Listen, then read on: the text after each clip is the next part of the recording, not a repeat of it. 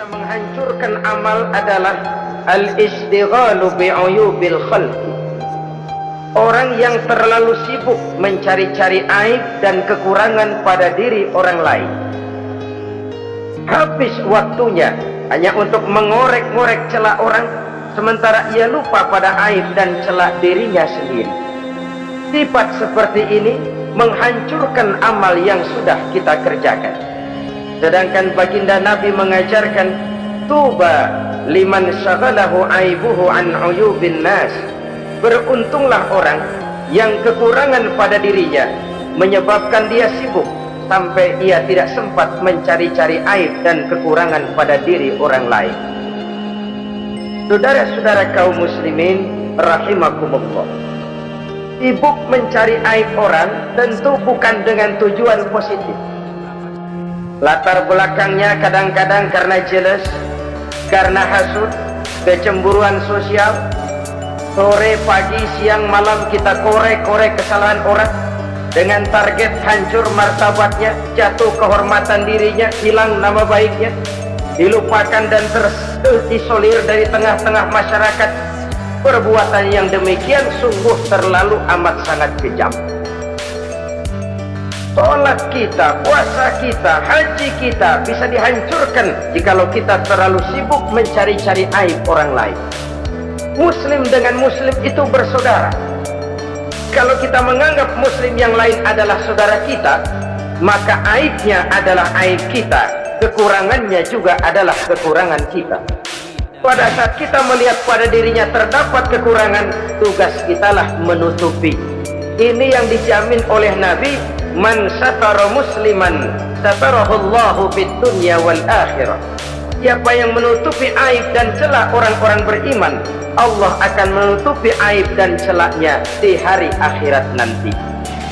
Zaman sekarang zaman gosip, zaman sekarang zaman isu, sehingga hal yang 1 meter pun dapat jadi 5 meter, yang 5 meter dapat saja menjadi 10 meter.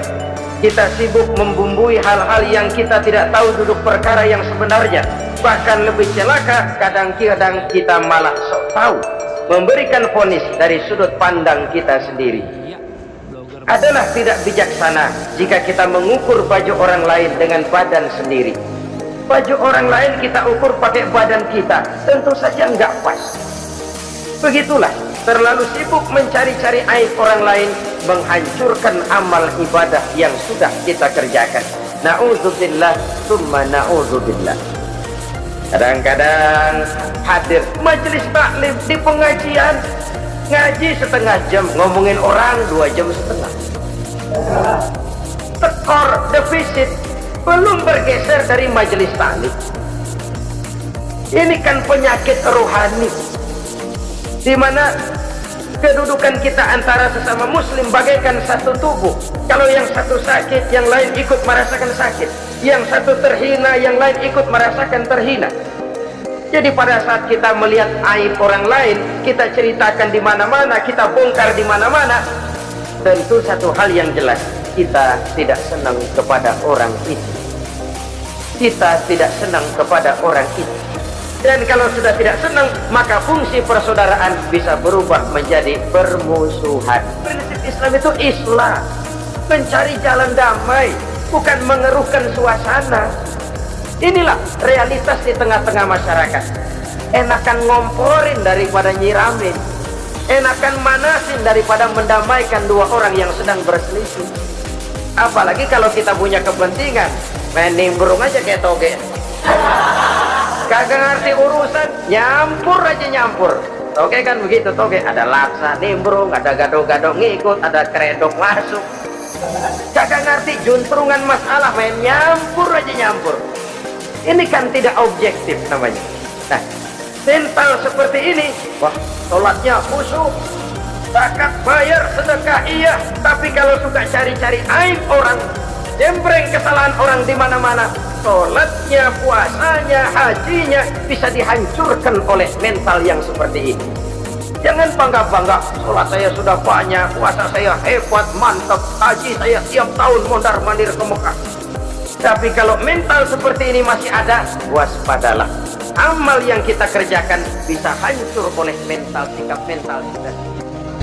Nanti itu Pak, setelah alam ini hancur sehancur-hancurnya, bumi gempa, gunung meletus, air laut tumpah ke darat, halilintar menyambar, planet-planet bertabrakan, semua yang hidup mati bareng tanpa persiapan, termasuk malaikat. Malaikat mati, yang tinggal cuma Allah sendirian.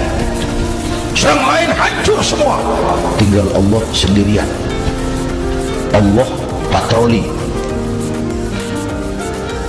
berseru-seru, limanil mulkul yaum, ahai, siapa penguasa hari ini? Mana Fir'aun yang ngaku Tuhan, nongol kalau memang Tuhan. Mana Abu Lahab, mana Namrus, mana itu Benito Mussolini, mana itu Adolf Hitler, mana itu Hosni Mubarak? Penguasa-penguasa yang ngaku berkuasa, nongol kalau memang penguasa. Gak ada yang jawab Pak, semua sudah rebah. Allah lalu berkata, la ilaha illa ana. Ternyata tidak ada Tuhan lain selain aku. Allah sombong waktu itu. Kalau Allah sombong itu pantas. Hadis kursi mengajarkan al-kibriya'u libasi, sombong itu pakaianku, kata Allah. Cuma aku yang pantas pakai.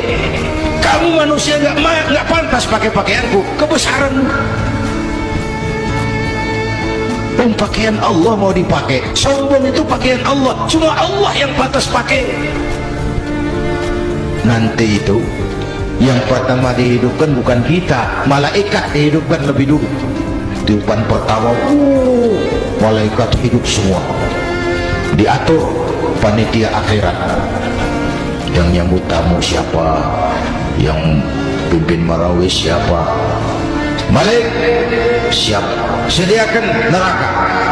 Aku mau bakar itu bajingan tengik yang waktu di dunia nggak mau sujud, jauh dari ulama, tinggal di masyarakat jadi biang kerok, sama yatim kejam. Sediakan neraka. Baik, Ridwan, iya, sediakan surga. Aku mau balas hamba-hambaku yang waktu di dunia rajin sujud, dekat dan cinta kepada ulama, santun kepada yatim, suka menolong orang yang memerlukan pertolongan. Baik, Jibril, Mikail, iya, ke surga. Untuk apa ya Rob? Ambil kendaraan bernama Buraq, turun ke alam, cari di mana kubur kekasihku Muhammad, bangunkan dari kuburnya, bawa ke surga. Turun Jibril dan Mikail, cari kubur Nabi. Wong alam sudah hancur-hancuran, jangan cari kuburan, cari bangkalan aja nggak ketemu. Bingung dua-dua. Jibril, sebelah mana kubur Nabi? Nggak tahu, nggak tahu. Lalu dua-duanya sujud mohon pertolongan Allah. Dengan izin Allah terbuka kubur Nabi. Allahumma shalli alaihi wa ala alihi. Bangun dari tidur seperti orang bangun dari kubur, seperti orang bangun tidur, mengusap mata. Menoleh ke kanan Jibril, menoleh ke kiri Mikail. Lalu tanya, ayu yaumin hadza ya Jibril? Ini hari apa Jibril? Ini hari apa? Hadza ma wa'ada ar-Rahman. Ini hari yang dijanjikan Allah Muhammad. Ini kiamat. Kiamat Jibril? Kiamat. Jibril, kalau memang ini hari kiamat, aina ummati? Umat saya mana Jibril? Umat saya mana? Allah Karim. Belum pernah saya lihat di dunia ada satu pemimpin yang begini besar cintanya kepada umatnya seperti baginda Rasul.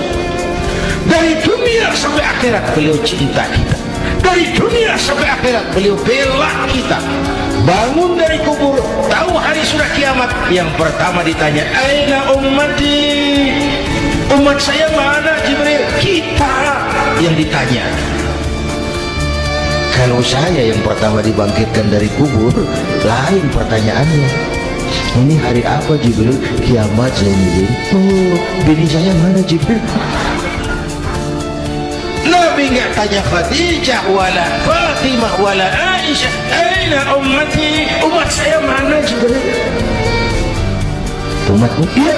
Kau manusia pertama yang dibangunkan dari kubur. Yang lain masih dikubur. Oh. Lalu kita ke surga Muhammad. Perintah Allah, perintah Allah. Sampai di surga seperti orang tidak betah Nabi itu, resah, gelisah, mondar mandir, mukanya murung. Yang yang punya surga kan negur, Muhammad, labbaik ya Rabb. Nggak enak di surga ya. Emang yang healing mah Ciko doang, memikir yang hiih. Orang yang hayang.